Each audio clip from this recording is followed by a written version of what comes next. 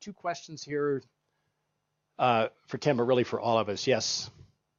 My question would be, how much do we anticipate this is going to change or get away from what the nature of human being is? Great.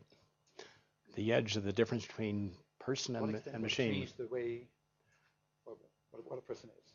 Good. And in the back here, yes. Yeah, will connections always be beneficial? Will there be any detrimental effects like the virus or whatever? Right, the upside and the downside. All right, Tim, you got your marching orders on that question. Tom. So as Tim just said, intelligence is not just something that happens inside individual brains. It also arises in groups of people.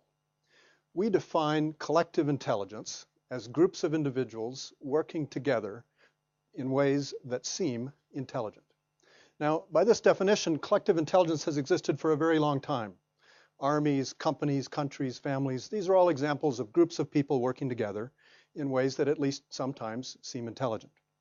But in the last few years, we've seen some examples of very new kinds of collective intelligence enabled by the internet. To take advantage of, or consider Google, where you have millions of people creating websites, linking those websites to each other. This information is harvested by the Google algorithms so that when you type a question in the Google search bar, the answers you get often seem amazingly intelligent. Or think of Wikipedia, where thousands of people all over the world have created a very large and very high quality intellectual product with almost no centralized control.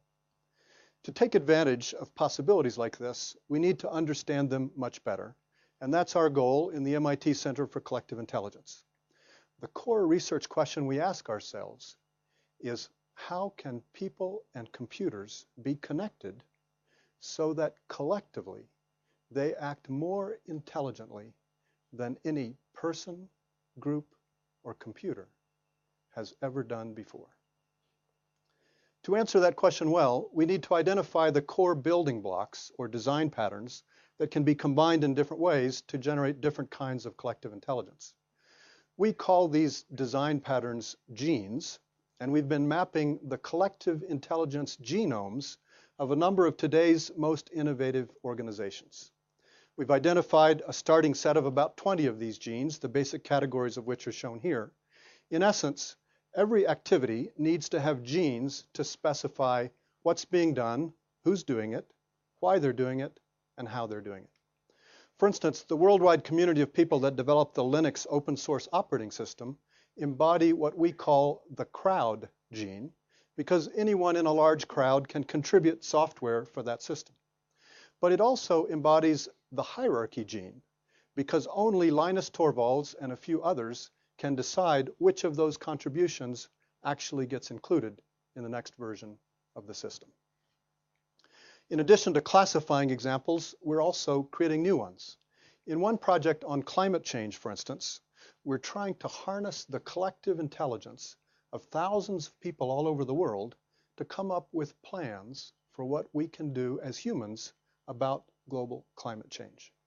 Using the online forum we've created, over 200 people have already entered or created 21 plans for emission reductions in different regions of the world. They've used computer simulations to predict the results of those plans, debated the pros and cons, and voted on the plans they find most desirable.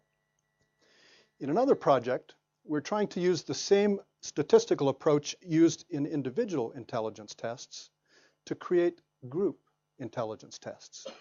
We've found that just as with individuals, a single statistical factor for a group can predict the group's performance on a very wide range of tasks. We've also found that this group's collective intelligence is not strongly correlated with the average or maximum intelligence of the individuals in the group, but it is correlated with the average social intelligence of the group members, and perhaps surprisingly, with the proportion of females in the group. Soon, we hope to use tests like this with other groups like top management teams and product development teams to predict how flexible and adaptive they can be in a wide range of different situations. We also hope to increase their collective intelligence by, for example, giving them better electronic collaboration tools. In the long run, as our world becomes more and more closely connected with many kinds of electronic communication, it will become more and more useful to view all the humans and computers on our planet as part of a single global brain. And perhaps our success as a species will depend on how well we're able to use our global collective intelligence to make choices that are not just smart, but also wise. Thank you.